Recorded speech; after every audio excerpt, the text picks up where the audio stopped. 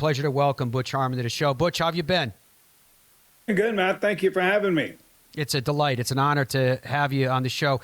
I wonder, after all the years, you're coaching the game, you've been around the game, do you continue to evolve the way that you coach, your understanding of the game of golf? Does that change as the years go by?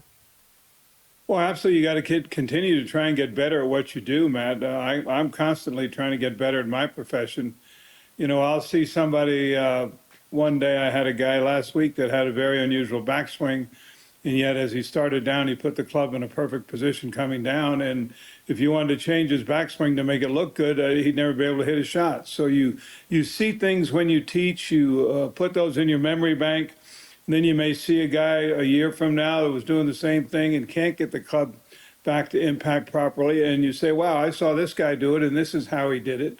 And I'm always trying to get better at what I do. I mean, my dad had a great statement years ago, and this is true in life and in golf. It's what you learn after you think you know it all are probably the most important things. In the past, and there's a lot of guys think they know it all. Well, the beauty of it is when you and I have talked about it in the past, you've always pointed out to me, Butch, that to use your phrase, that you don't have a system. That when a student comes to you, you want to work with what they have to get the most that you can get out of them. Is that fair? That's absolutely true. I learned that from my father. Never take away what a guy does naturally. Just make it better, because your swing is actually your swing. It's ingrained in your DNA of your golf swing. And what we look for is what I call the cancer in the swing, the one thing that doesn't allow you to consistently make solid contact and hit good shots. And when we fix that cancer, 4 or 5 other things just fall into place. But in teaching, when I see a student, it doesn't matter whether it's a tour player or a 15 handicap, I will look at him as he's warming up, and things just jump out at me that I see. And I in my computer, in my brain, I say, okay, this is what I see. This is how we're going to fix this. Now let's get going with it. Is Butch Harmon still of the mindset, kind of to use a Ben Hogan phrase, that the ball doesn't lie? Or are you using modern equipment to kind of augment nowadays? Well, I believe very strongly the ball doesn't lie, because when I first started, I've been a golf pro almost 60 years now, there was no technology. The ball told you everything you wanted to know. Where the ball starts, the spin on the ball, the trajectory, the shape of the shot, pretty much lets you know the path of the club coming down and the club face at impact. Now, do we use technology in our academies? Of course we do. We use all technologies. We use launch monitors.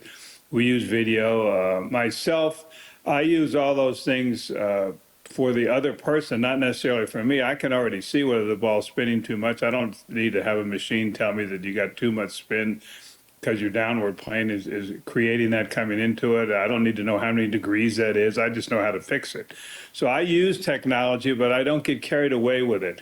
I don't think it's the end all. I watch a lot of instructors teach today, and they literally never watch the guy swing, and they never watch the ball. They instantly go to their iPad or their computer and start talking about angles and degrees. Well, that's wonderful, but why don't you tell the person what they're doing wrong? What is creating all that? And that's my job as an instructor, is to get the best out of your ability. Everybody's ability is different. Tour players are the easiest and most difficult to deal with, because they have so much talent. They can do anything you tell them to do.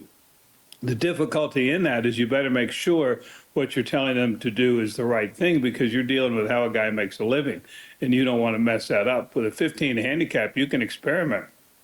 You can say, let's try this, let's try that. You can't do that with the elite player. You and your family obviously have so much passion for this game of golf, Butch. In your career, in that passion that you've followed, what brings Butch Harmon the greatest joy? I like helping people. I mean, I like, first of all, I'm a people person, man. You and I have known each other a long time. I like being around people. I like learning about people. And I love to be able to help people. I think my job is to get the best out of what your ability is. I have a saying that I use all the time: I can't make a racehorse out of a mule, but I can damn sure make a racing mule. And people laugh at me when I tell them that, but that's a fact. You know, each one of us has a level of what we can get to. I think that ego gets in the way of most amateur golfers because they have a belief they're better than they are. And they set goals for themselves that are unrealistic. Like a 15 handicap says, I want to win my club championship. Well, a 15 handicap, you ought to win the fifth flight first and then win the fourth flight and move on.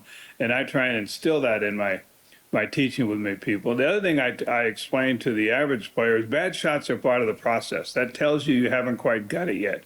That's where I say the ball doesn't lie. The ball is the barometer. It will tell you if what you're doing is right or what you're doing is wrong. When you're coaching the best players in the world, because you've used both phrases, I'm curious about this. Do you consider yourself teaching or coaching? I think I'm both. You have to be both. You have to understand the personality of the person you're dealing with. You have to understand his golf swing, his mechanics, his physical capabilities. And then you have to be able to get inside their head. You have to kind of know what makes them tick. You've got to know when to give them a hug. You got to know when to kick them in the butt. You got to know when to make them laugh. You got to know when to give them space. And all of these things are different with each person. So you have to understand the person you're dealing with.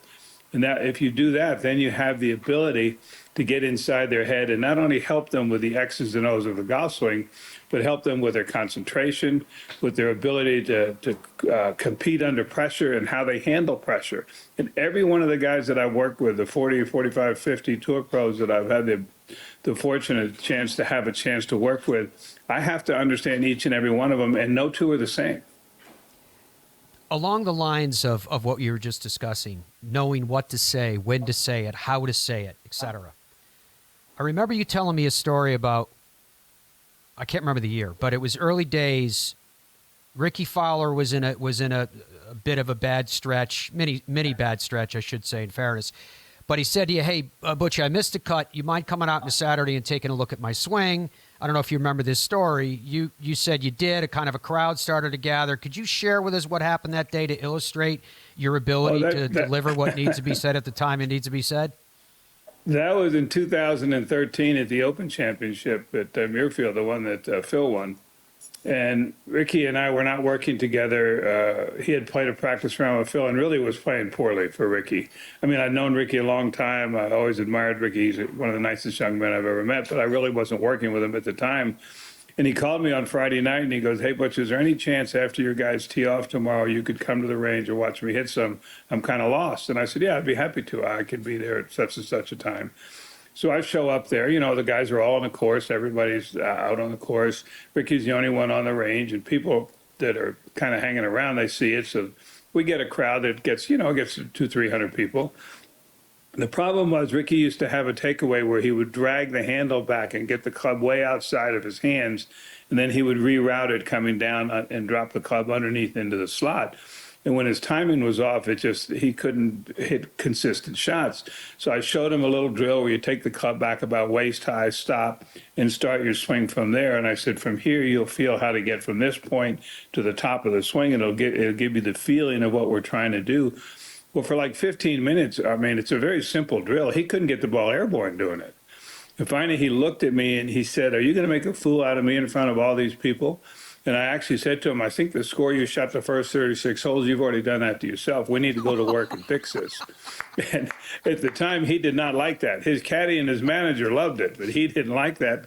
But he understood what I was trying to tell him. Myself, I'm not one that sugarcoats it. You've known me a long time. I am brutally honest.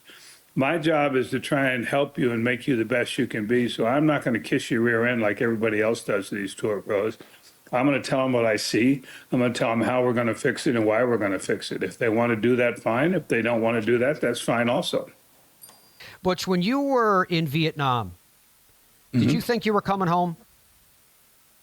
I'm not sure I can answer that, Matt. I don't think at the time you think about that. You're trained to do your job. I was a squad leader on a mortar crew in the infantry of the 25th Infantry Division, and you're trained to do your job, and you just try and do your job. You go through situations and things that are not very nice. You do a lot of things as you get older maybe you're not proud of, but at the time that was what was required. I don't think I ever thought about not making it. I'm a very positive person. I'll tell you a funny story. When we left Honolulu on a troop ship in early 66 to go to Vietnam. The 25th Infantry was the first full division to go to Vietnam. Everybody was downtown getting a tattoo. And I'm very anti-tattoo. And so I was the only one in my whole company didn't get a tattoo. And they're saying, come on, Harmon, you got to get a tattoo. I said, I'm not getting one. He says, we're getting tattoos. We're all going to die. I said, I'm not getting a tattoo, damn it. I'm not dying. So let's move on with this. And that was kind of my mindset, to just try and do my job, do the best I can do, and whatever fate is going to take care of, it's going to take care of. Because quite honestly, in the heat of the battle, you don't have time to think about anything but your job. Your dad and his relationship with Ben Hogan, you heard me mention it before we went to the break. The story of your father making the hole-in-one, and the way the legend goes is that Ben Hogan didn't say anything to him, as if he didn't even notice that it happened. One of your brothers has told me that that's not the way that it went down. Did your dad ever talk to you about that? Yeah, I've actually asked Dad about that numerous times, and it did go down kind of that way, to be honest with you. The interesting thing about the story is that Mr. Hogan and my father were best of friends. They played every practice round at every major together. They literally spent their whole careers playing together. Mr. Hogan would come to Seminole for a month before Augusta, where Dad was the pro. They'd play every day. And, it's the 12th hole of the iconic par 3 that we've all seen a million times. And Dad did make a hole-in-one. And Mr. Hogan made it 2. And as the story goes, they're walking off the green, and Mr. Hogan has a scorecard. He says, Claude, I can't ever remember making a 2 in this hole. What'd you make? And Dad says, well, Ben, I made an ace. And he just put a 1 down on the scorecard, folded the card up, and put it in his pocket. Now, there's been different versions of it, but that's pretty much the version my father told me, so that's the one I'm going with. And I remember your brother telling me at dinner that night, your dad asked him, hey, how come there was no congratulations, no slap on the back, no nice shot, no nice hole-in-one?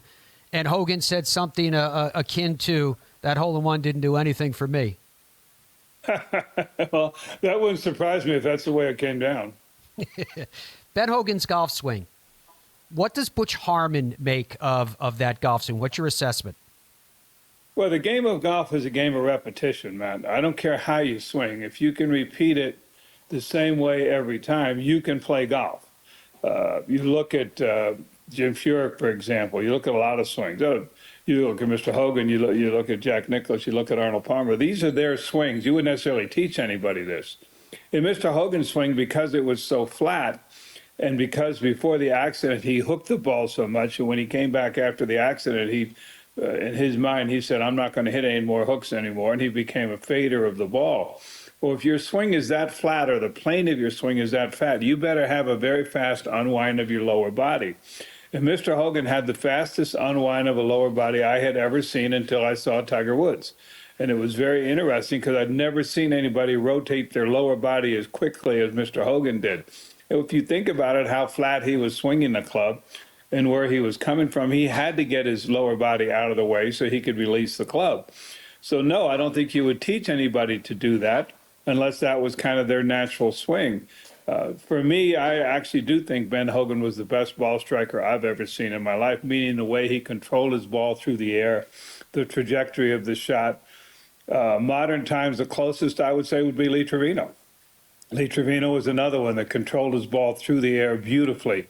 The trajectory of the shot, the shape of the shot. He was another one that had an unusual golf swing in the way he took the club back a little out, dropped it under. But if you look at pictures of him in impact, look at how much he cleared his hips out of the way so that his hands and arms had a chance to follow. So everybody's swing is their swing. And like I said, if you can consistently swing the club the same way, you can actually hit good golf shots. Doesn't matter who you are. When you think, Butch, about, here we are talking about unique swings, and you mentioned Mr. Trevino, but even during some guys before him, say Palmer, Player, Casper, Moody. I mean, we could go on and on and on with this discussion and name hundreds of players that were pretty much self-taught kind of through the 50s and 60s, which I like to describe that time in professional golf as almost a bar fight. There was a very small exempt list, and Hogan didn't like it when that got extended even to 15. But these guys taught themselves how to play. How important is that for you as a coach, as a teacher, to have people understand the ability to self-correct, the ability to get that face squared up at impact the way you describe it, like with Lee Trevino? Well, a lot of those guys started out as caddies. They all grew up in the caddy yard. They didn't have anybody teaching them how to play. So as Mr. Hogan used to say, you got to work it out in the dirt. You got to get out there and work at it and work at it and work at it and get the best you can be of your craft. I think today we look at a crop of young players that swings all look very similar because education has gotten better, teaching has gotten better, the athletic ability of the athletes is much better. So it's a different time to compare. But for me, when you consider the type of equipment that Ben Hogan and Sam Snead and Jimmy DeMeritt and all those great players had to play with, and look at how good they were, it's a tribute to how phenomenal they actually were and how good they made themselves. They didn't have video. They actually didn't have instructors. They just had to go up to the range and practice. One of our great players of all time is Raymond Floyd. Look at his golf swing. Oh, yeah. He fans the club wide open, going back, a very strange action. Truly great ball striker, great champion, major champion winner multiple times. So there's a lot of ways to do it. Yeah, there's no doubt. One of the ways and one of the people that did it perhaps better than anybody else was Tiger Woods. And it takes me back to that question I was posing before the break, which is why? How? Why did Tiger end up with you? Well, it started in, back in 93. Greg had won the Open Championship in July.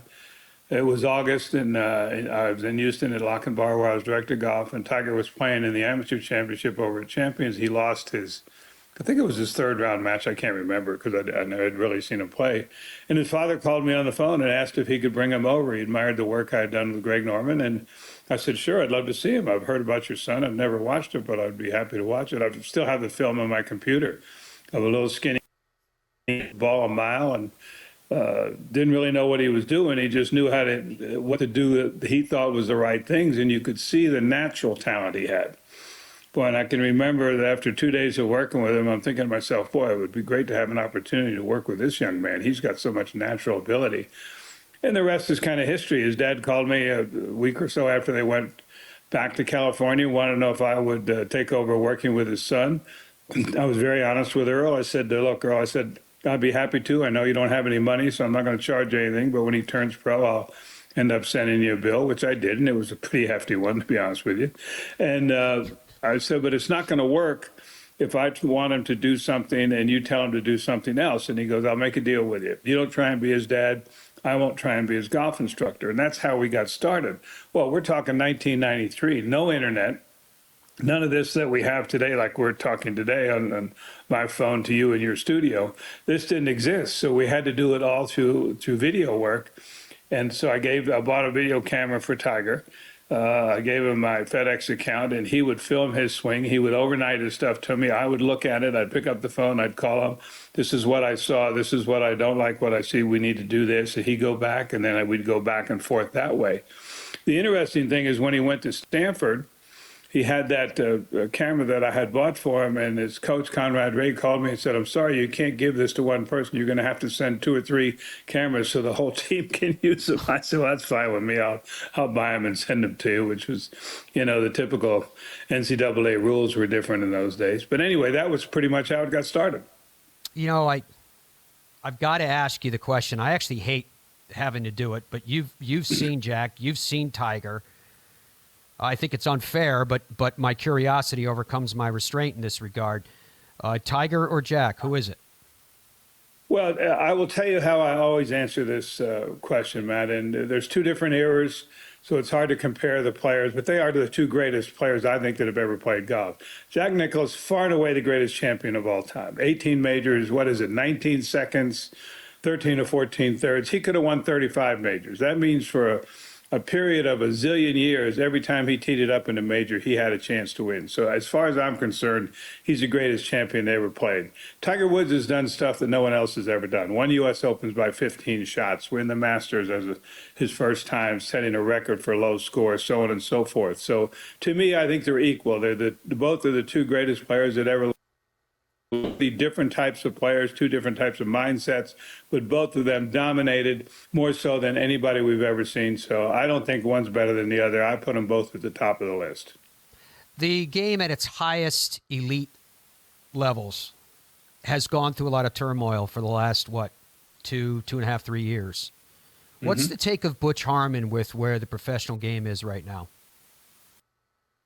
You got to look at it two ways. I think at the moment, the crop of young players we have may be the best crop of young players we've had maybe ever. And there's a lot of them, a tremendous amount of them. The downside to that is when you turn on the TV on Saturday and Sunday and you look at the leaderboard and the novice golf fan sees these 10 names, he has no idea who any of them are because it's not any of the superstars. And I think that's why golf ratings are down and stuff. And that's, to me, is wrong because these kids are so good. The other side of that, I think the business side of golf is at the worst it's ever been. I think I don't understand the way the tour handles their stuff. I don't understand the rest of the world. All I know is that if from what I understand, if the commissioner had taken Yasser's phone call 4 years ago, we wouldn't be in this place. But I think the arrogance of the PGA Tour, thinking they were the best game in town and the only game in town, and nobody was going to come in and do anything about that. Well, we've seen what's happened. What all you and I want and all golf fans want is when we turn on the TV on Sunday, we want to see the best players in the world playing against each other. That's all we want. And we only get that 4 times a year now at the majors. And for me, that has to change. Look, let's go back to sports. We had an AFL and an NFL, an ABA and an NBA, and the owners of the basketball teams and the football teams realized they had to get together to make this product the best it could be. Well, that's what golf has to do. And I don't think it's that hard. It's gotten harder as time has gone on. If they'd have listened 4 years ago, we might not even be going through this. Now there's a difficulty. How do we bring these guys back? They all took a lot of money. We didn't take the money. Do we get reimbursed for that? I can't imagine anybody giving their money back. But there has to be a way to bring everybody together. And for God's sake, let's hope they figure it out. What about life, Butch? You cut back on the traveling. How are you doing? Do you ever get the itch again to get back in the mix? Well, I still teach. I just don't do golf schools anymore. I retired from golf schools at the end of this year. I still teach. I've got Tommy Fleetwood. I've got Harry Hall. I've got Harold Varner III, a bunch of young guys that I work with. So I still have my hand in teaching. I don't go to tournaments anymore. The Masters is the only one I'll go to. And I still do that for Sky Television, which I've done for 28 years. And I love the Masters, obviously. Last Ryder Cup was the first time in 26 years, 13 Ryder Cups. I haven't done the Ryder Cup. I'm planning on trying to do it this year at Bethpage for numerous reasons. Number one, I want to see how the gal reacts when you get those New Yorkers and those English bullies together. That could be more interesting than the golf. So I kind of want to be there and see how that happens. But I don't miss the traveling. I will tell you, to be honest with you, what I do miss. I miss most major championships for almost 25, 30 years. I had the opportunity to have somebody had a chance to win every one of them. And I miss the rush of that, the feeling of being in the hunt, the feeling of being with my players and watching them, the phenomenal shots these guys hit under pressure. When they play bad, I'm very hard on myself. Did I miss something today in a warm-up? Did I not see this or that? So I really miss that part of it. The traveling, I don't miss at all. I mean, I'm 81 years old. I'm playing more golf now than I have. I've lost a bunch of weight, and I apologize for my attire this morning, but I came from the gym where I was working out with my trainer. I've even hired a trainer that I work with a few days a week, and trying to take care of my body and take care of my game so I can be here another 20 years or so and continue to enjoy golf. I'll always teach, Matt. I love to teach. I love to help people. It's funny, at my club, Anthem Country Club, where I play, if I'm not working on a Friday, I'll play in the men's game, and I'll play with the guys, and I'll say, look, guys, don't ask me any questions about your swing. This is about me, okay? I'm working on my game today. And about 3 or 4 holes in, I'll see one of the guys I'm playing with, and I'll say, okay, I can't stand it any longer. Here's what you need to do. Why don't you try to do this? So I'll always be a teacher. It's what I love to do. It's all my brothers and I, that's our passion. That's what we were taught. I don't know anything but golf. This has been my life, my whole life. The game has been so good to me. I mean, everything I have in life I owe to my wonderful wife, Christy, who has guided me through some of my tough times and the game of golf. So I'm a very lucky person.